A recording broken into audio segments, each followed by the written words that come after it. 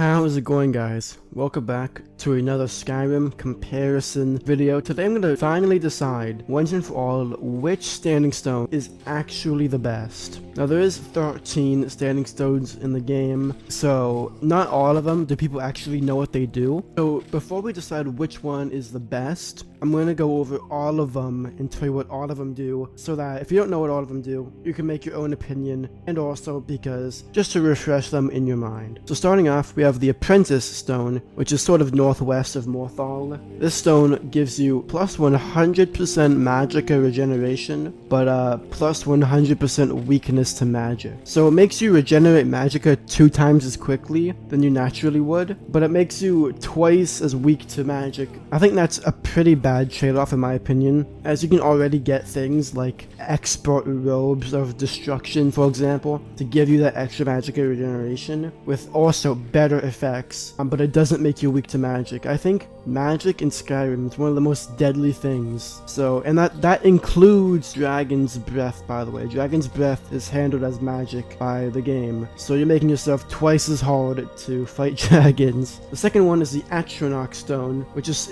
sort of south of Windhelm by Darkwater Crossing, kinda. The Atronach Stone gives you 50 extra points of magicka, and you absorb 50% of spells, but it gives you minus 50% magicka regen. I think that's actually very good if you're a mage. The extra 50 magicka, for obvious reasons, is insane, as that's like same as wearing an adept hood. And an adept hood is like decently well into the game. Like you have to be at least like level 20 or so to get an adept hood. And you can also wear an adept hood on top of it. So 50 extra magicka is great. But also what spell absorption means is if an enemy casts a spell on you that costed them 50 magicka to cast, and it hits you, you instantly gain 25 magicka. So if you're fighting mages, you will basically never run out of magicka. So the next one is the Lady Stone. This can be found in the middle of Lake Elenorta on an island, sort of, I guess, to the west of Riverwood or the north of Falkreath. The Lady Stone is actually very simple. It regenerates health and stamina 25% faster. I mean, that's definitely a good benefit, although relatively tame compared to, I would say, almost all of the other standing stones that we're going to go over in this video. The next one we have up is the Lord Stone, which is sort of east of Morthal. It can be found near the Stone Hills mine.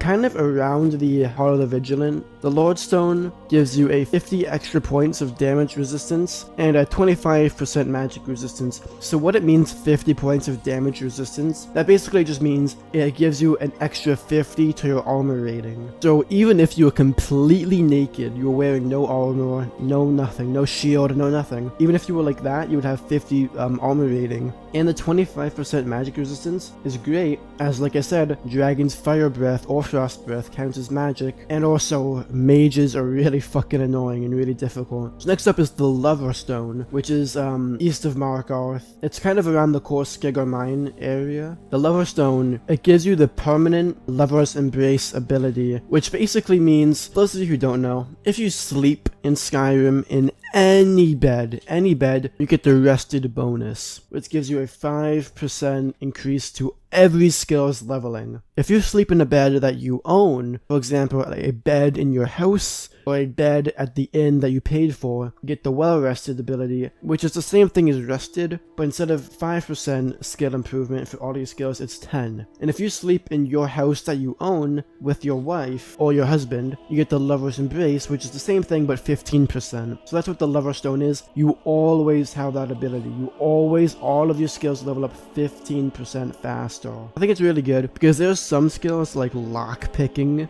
that I find really annoying to level up, as it takes a long time, and there's no necessarily benefit to doing it, but it just takes a long time. When I get my character to the max level, I always have lock picking as one of the last things to do, and I find it really annoying. So having that extra 15% throughout the game just passively helps me a lot. So next up, we're going to go through all 3 of the Guardian Stones. I'm sure if you've played Skyrim for more than 20 minutes, you know what the Guardian Stones are. Basically, once you leave Helgen and you are on the path to Riverwood, Hadvar or Ralof will take you to the Guardian Stones, and there's 3 of them. The Mage Stone, the Thief Stone, and the Warrior Stone. Each of them will give you 20% faster leveling in its respective class's skill. So for example, the Mage Stone will give you a 20% increased skill leveling for your magic abilities, the Warrior Stone for your warrior abilities, and the Thief Stone for your stealth abilities. So all of those three are really good, and the fact that you get them right at the beginning of the game makes them really good in my opinion, because that added boost is massive, especially for the Mage. It helps you really solidify a build in the game, especially for the Mage, because like Destruction levels up and Restoration levels up painfully slow. Alright, so next up we have the Ritual Stone, which can be found on east of Whiterun, sort of on the path to High Hrothgar. Basically, once you get this, it allows you to resurrect every dead thing within a very large radius around you. So if you don't know, in Skyrim there is necromancy. You can use a spell like Reanimate Corpse to bring something back to life, but you can only do it with one thing at a time. Or if you get to level 100 Conjuration and you get that perk, it will let you have 2 at a time. But with the Ritual Stone, you can find, like, you can go into a bandit camp, kill like 4 of them, use the ability, and you have 4 bandits fighting for you. And then you can make those 4 bandits kill the rest of them, wait 24 hours for the ability to recharge, and then use it again, and next time you have 8, and then you have 16, and then you have like 20. And it's a really fun ability. It basically gives you an impossibly large and strong army that cannot be stopped, as the enemies fighting your collection of enemies are equally as strong, but there's less of them. The Ritual Stone pretty good, but next up we have the Serpent Stone, which is a really far away thing.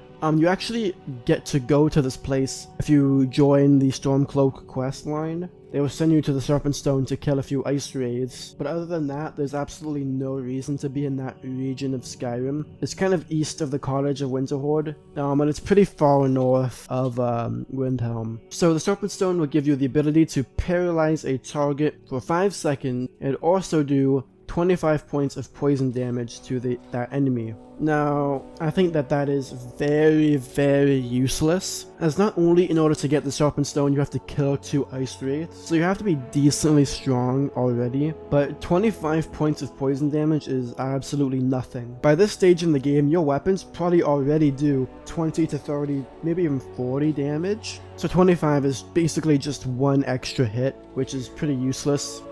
Especially considering if you're paralyzing them for 5 seconds, you're gonna get like 10 free hits anyways, so you don't need that 1 free hit. The only saving grace is that the paralyze ability is actually a lot stronger than you think. If it says paralyzed for 5 seconds, that means they are paralyzed for 5 seconds, but then it basically takes them 3 to 4 extra seconds to stand back up off the floor. So even a paralysis of 1 second is basically paralysis for 4 or 5 seconds. But I would find this very useless, because if you really need the paralysis ability that badly, just, you know, make potions. At level 15 alchemy, you can make a poison that paralyzes things for 4 seconds. So if you have any, and I mean any, investment into alchemy, you can easily outdo this. And not only that, but you can make like a dozen potions and use them back to back to back. None of this once per day thing. Anyways, the Shadow Stone is actually very simple. It's nearby the Nightingale Hall in Riften.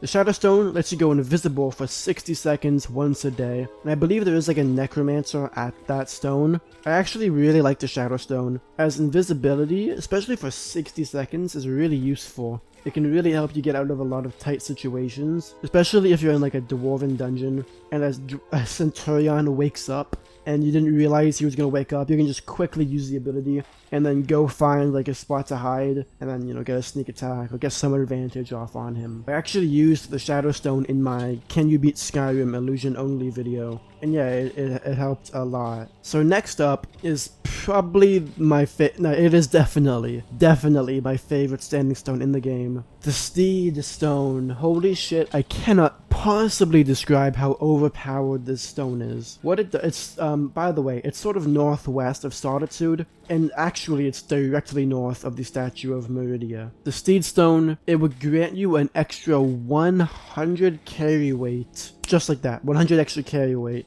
which if you get this at the beginning of the game, that is just immensely valuable. But not only does it give you extra carry weight, but any equipped armor has no weight, and it also causes no movement penalty. If you don't know, if you're wearing armor that's like heavy, Basically, if you're wearing any armor, the weight of it will slow you down a certain amount, and it will also affect the amount of stamina you use per second while sprinting, and this completely negates that. You will always be using the amount of stamina as if you would be as you were naked. And also, the fact that the armor that you are wearing weighs nothing is just insanely overpowered, because Daedric stuff or Dragonborn stuff, the whole set combined is like 100 pounds. So the fact that you can make that weigh nothing is amazing, along with also giving you an extra 100. This gives you so much more room for looting, and it can exponentially add more room to loot and therefore more money.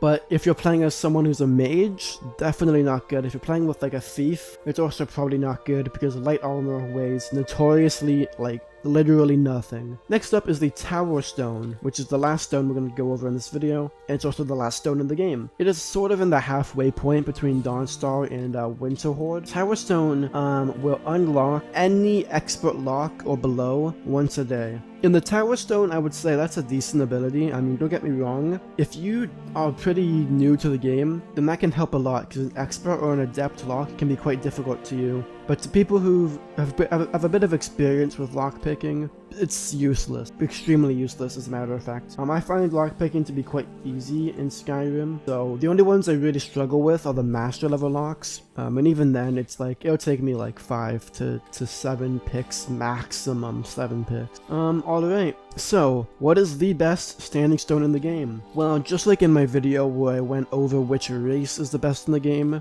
I'm gonna have to say that there is not one best standing stone. There is probably 3 standing stones that would suit you best depending on your style of play. If you're playing as a magic character, I would think that the Atronach Stone is probably the best for you, as the extra 50 magicka is amazing, and the 50% absorb spells. If you combine that with the ability of the Breton, if you're a Breton, you actually have a built-in magic resistance, but you also have the dragon skin ability, which will also absorb 50% of spells coming at you. If you're playing as a warrior, like without a doubt, the Steed Stone is the best for you. That extra carry weight and the increased movement speed is insane. Adding that extra stamina to be able to do more power attacks is immensely valuable. And if you're playing as a thief character, I would say it's probably tied between the Lever Stone and the Thief Stone. Obviously, if you're playing a thief or an assassin, the Thief Stone helps a lot with like your stealth abilities. But something to note is archery is a warrior ability for some strange reason. I really don't know why. So if you want to be an assassin, you should probably go with the Lever Stone, as even though it is less XP, it's 15% rather than 20, it is still a massive boost, and it does include all of the skills you may want to use. Some assassin builds involve illusion, which is like pretty important and pretty powerful actually. So the Lever Stone will allow you to get XP for every skill that you want to level up. So yeah, I do want to quickly note one little thing to take into account. You don't have to have one permanent stone. You can change, you can switch them. If you're going to do a smithing session where you're trying to purposefully level up smithing, I recommend always getting the warrior stone beforehand, because that will level it up 20% quicker, and then when you're done, you can just go back to whatever stone you were using beforehand. Same thing if you want to level up enchanting or alchemy, definitely quickly hit up the mage stone for that bonus, and then go back to your ord stone. And also there's the ethereal crown, which is a pretty rare item, pretty late game item, that allows you to have 2 standing stone effects at the same time. Take that into account. Pretty fucking useful, pretty goddamn good. But yeah, that's it for this video, guys. Thank you so much for watching. Let me know in the comments what comparison videos you want me to do in the future, because I'm definitely open to suggestions. I know I did have one person suggest me to do, actually I had a few people suggest me to compare the different types of magic. I am making that video.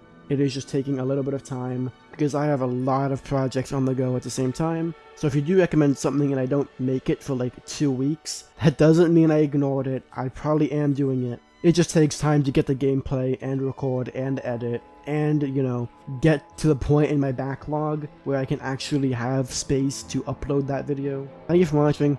Drop a sub, drop a like. Peace out.